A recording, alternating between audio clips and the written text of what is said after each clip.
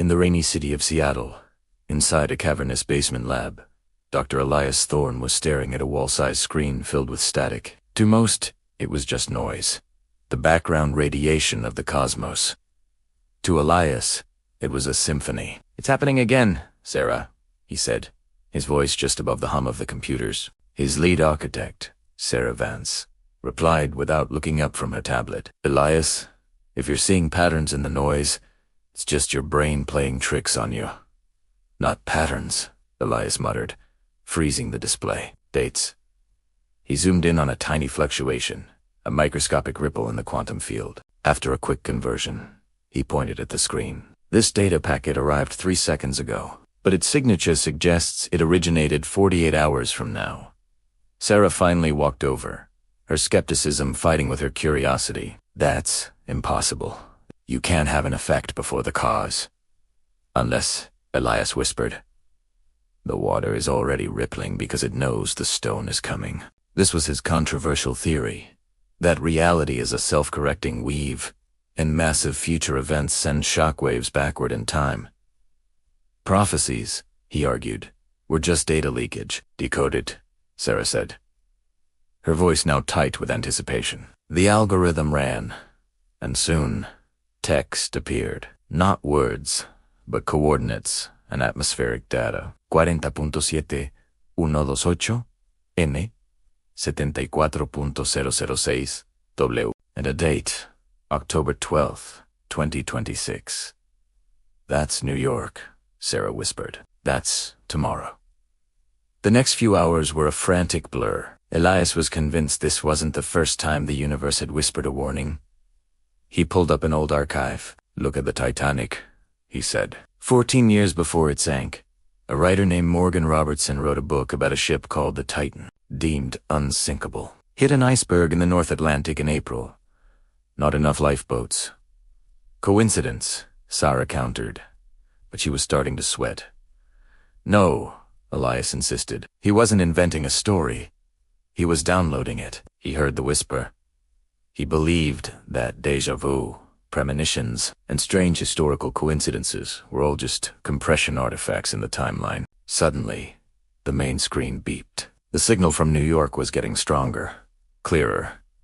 It wasn't just data anymore. It was audio, a screeching howl, the groan of metal, and a rhythmic thumping. "Bridge pylons," Sarah realized, her eyes wide. Elias checked the coordinates again. Divarasannaro's bridge, a catastrophic failure predicted for 9 a.m. tomorrow. "We have to call someone," Sarah cried, grabbing her phone. "And say what?" Elias stopped her. "That the background static of the universe told us a bridge is going to collapse. They'll lock us up." He grabbed his coat. "We have to go to New York." In quantum mechanics, the act of observation changes the outcome. If we observe the glitch, we might force the universe to render something different. They arrived at an overlook near the bridge at 8:15 a.m. The sky was an unnatural, stormy purple. Thousands of commuters were driving across the bridge, completely oblivious. Elias set up a portable sensor. "Reading is spiking," Sarah said, her voice trembling. 99% chance of failure. "We can't stop this, Elias." "It's not physics," he replied, his eyes fixed on the massive structure. "It's information, and we need to inject new data." He patched his phone into the sensor array. "I'm going to broadcast the anomaly back at itself. I'm creating a feedback loop, like noise-canceling headphones for reality."